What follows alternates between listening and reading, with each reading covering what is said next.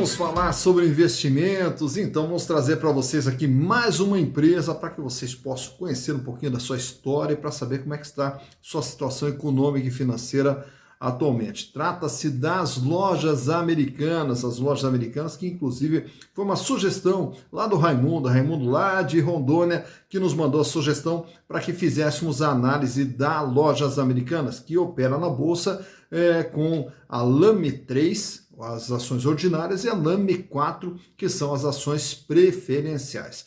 As lojas americanas, para que a gente possa conhecer um pouquinho da sua história, começa lá em 1929, em Niterói, no Rio de Janeiro, quando vieram para o Brasil John Lee, Glenn Madison, James Marshall e Batson Borger. E vieram, na verdade, estavam indo com destino a Buenos Aires. Aí foram convencidos a parar no Rio de Janeiro, conhecer o Rio de Janeiro, que a ideia deles era montar uma loja em Buenos Aires, optaram por montar em Niterói, no Rio de Janeiro. E o sucesso foi grande, tanto é que no final do primeiro ano já estavam com 4 lojas no Rio de Janeiro. E até a ideia dessa loja era um novo conceito, era trazer uma loja para vender produtos baratos, tanto que a sigla, o slogan utilizado pela empresa era nada além de R$2.000, né?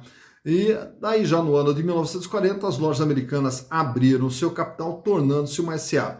Já no ano de 1982 o controle acionário das lojas americanas foi adquirido pelo Grupo Garantia, o Grupo Garantia encabeçado pelo Jorge Paulo Lema, Marcel Tênis e Carlos Alberto Sicupira, sendo que o Carlos Alberto Sicupira que ficou no comando das operações das lojas americanas. Esses 3 citados, por sinal, são os donos da Ambev, da Embev, da Budweiser, enfim, são grandes investidores aí que se expandiram seus negócios da década de 1980 para cá. Já no ano de 1999, começa um processo de vendas pela internet com Americanas.com. E a partir de 2003 começaram uma série de expansões com a abertura de novas lojas da Americanas Express e também passaram a investir mais nas vendas pela internet com a fusão da Americanas.com com a Submarino, formando a B2W, né? E a partir daí, então, as lojas americanas vêm se desenvolvendo. Atualmente estão com 1.700 lojas espalhadas pelo Brasil e 4 CDs. Nesses últimos meses, né, a gente tem observado que as ações das lojas americanas vêm sendo bastante penalizadas pelo mercado, com uma queda significativa. E aí a gente vai entender até o porquê através da análise das demonstrações contábeis que você vai ver comigo a partir de agora. Então aqui estamos com as últimas 3 demonstrações contábeis das lojas americanas referentes aos exercícios de 2018, 2019 e 2020. Então, para que a gente possa ter uma ideia do que são as lojas americanas, aqui quando vemos o total do ativo é tudo aquilo que tem dentro da empresa. Portanto, a empresa tem um patrimônio total de 28.248 milhões de reais, 33 bilhões no ano de 2019 e 47.709 milhões no ano de 2020. Então, podemos observar que a empresa ela vem crescendo a cada ano. Mas o crescimento em si, ele não quer dizer nada. O que vale é a qualidade desse crescimento. O que é qualidade? O crescimento ele tem que ser nos itens essenciais, como, por exemplo, o capital de giro, né?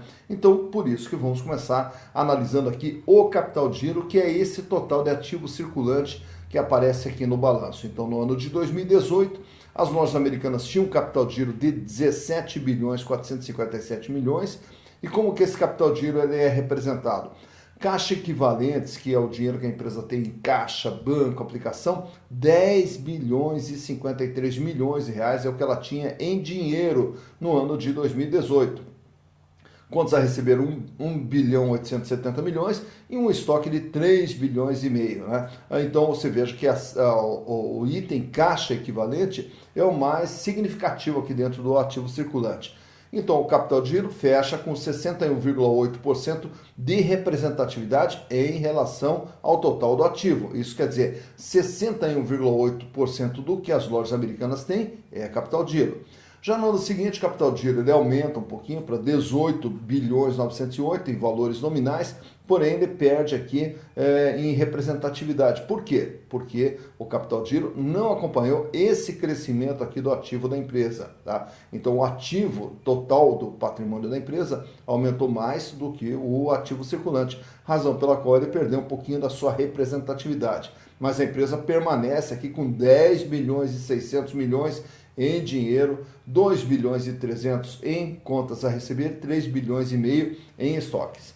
Já no ano seguinte, 2020, o capital de giro pula para 31 bilhões de reais, representando agora 66% de todo o patrimônio da empresa. Repare nessa linha aqui, caixa equivalente, o total de dinheiro que a empresa tem em caixa, banco e aplicação. Então, o forte da empresa aqui no seu capital de giro é justamente ter dinheiro, e muito dinheiro em caixa, aplicação e conta corrente e tudo mais.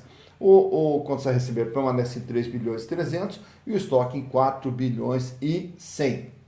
Agora vamos ver o endividamento. O endividamento que aparece aqui no passivo circulante dívidas de curto prazo, passivo não circulante dívidas de longo prazo e o total da dívida. Então o total da dívida das lojas americanas fechou 2018 com 21 bilhões 962 milhões de reais, o que representava 77,7% de tudo que a empresa possuía, sendo uma dívida de 13 bilhões 615 no longo prazo e 8 bilhões e 300 no curto prazo. No ano seguinte, a dívida aumenta um pouquinho, vai para 25 bilhões 889 milhões em valores nominais, porém ela permanece estável em sua representatividade. A dívida cresceu na mesma proporção do crescimento da empresa. Já para o ano de 2020, aí a dívida também aumenta em valores nominais para 31 bilhões 838 milhões, porém, como não cresceu na mesma proporção que a empresa, a sua representatividade ficou menor em 66,7%. Então essa dívida é composta por 12 bilhões no curto prazo, 19 bilhões no longo prazo. Então está aqui, o endividamento da empresa apresentou uma queda nesse último ano, então é por aqui que a gente observa se a dívida cresceu ou não. Então ela apresentou uma queda nesse último ano. Então o que acontece? A empresa tem uma melhora no seu capital de giro, tem uma diminuição no seu endividamento. Agora vamos ver os resultados da empresa. Temos aqui então a DRE, demonstração de resultados do exercício 2018, 2019 e 2020, onde o faturamento das lojas americanas 17 bilhões 689, aumenta para 18 bilhões 956 e vai para 21 bilhões 291. Mais importante do que faturar, naturalmente, é o lucro que a empresa tem. E aí o lucro a gente vê nessa última linha, 227 milhões no ano de 2018, trabalhando com a margem de 1,3%. 581 milhões no ano de 2019, a margem melhora para 3,1%. E aí o lucro retrai um pouquinho em 2020, ano da pandemia, vale se ressaltar, 314 milhões, né, voltando aqui para 1,5%. O que a gente observa na DRE? Está aqui, ó, o custo dos produtos vendidos, o custo das mercadorias vendidas, ele fica aqui na faixa de 65, 63 e 66. Então, na média aqui, nós temos algo em torno de 65% em média de custo de tudo aquilo que ela vende. E sobra, então, o lucro bruto. A sua despesa operacional, ela gira em torno de 24,5%, 25,3% e 26,7%. Né? E a empresa tem aqui um bom volume de despesas financeiras, que são os encargos financeiros sobre o endividamento, de 8%, 7,3% e 5,3%. Então, esses encargos aqui, eles vêm diminuindo. Né? Então, está aqui os balanços de 2018, 2019 e 2020. Aproveitando que já saiu o balanço do primeiro trimestre de 2021, vou até mostrar para vocês aqui como é que ficou. Ativo circulante, 27 bilhões 768, com 63% de representatividade no ativo total, quer dizer, o capital de giro corresponde a 63% do que a empresa tem, mantém ainda o volume alto de dinheiro, 17 bilhões 235 milhões em caixa. O endividamento da empresa fica aqui na faixa de 64, vamos ver aqui no final do ano quanto que estava, 66. Né? Então, 77,7, 77,8, 66,7 e agora o endividamento ele cai para 64%, 28 bilhões 203.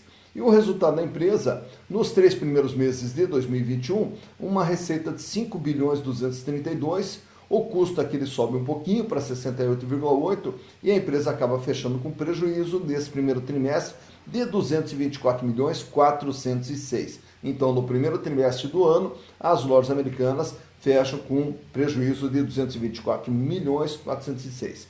Naturalmente que dentro desses números aqui está também a B2W, né, que agora está para ser desmembrada junto com a Americanas.com na formação de uma nova empresa que está para ser deliberada agora dentro do mês de junho. Então está aqui a análise das lojas americanas 2018, 2019, 2020 e também já o primeiro trimestre de 2021.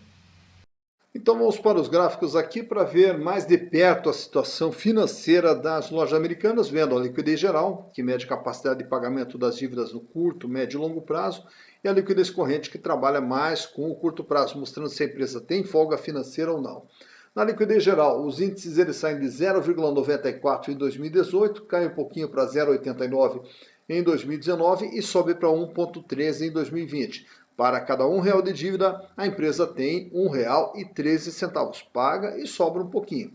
Já na liquidez corrente, que é no curto prazo, sai de 2,09, cai para 1,79 e depois sobe para 2,61. Para cada R$1 de dívida, a empresa dispõe de R$2,61.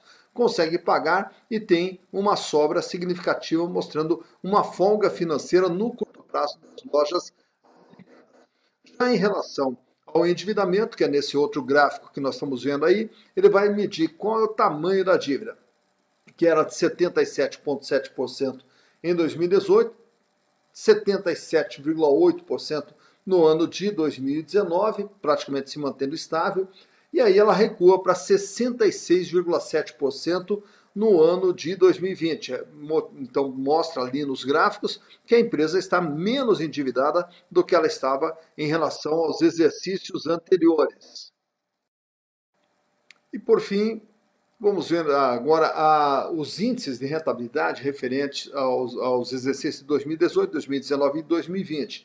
Tratando da margem líquida, quanto que a empresa ganha em relação àquilo que ela vende, rentabilidade do ativo que ela tem de retorno sobre o investimento, o ganho em relação ao seu ativo e a rentabilidade do PL, que é a rentabilidade do sócio ou do acionista.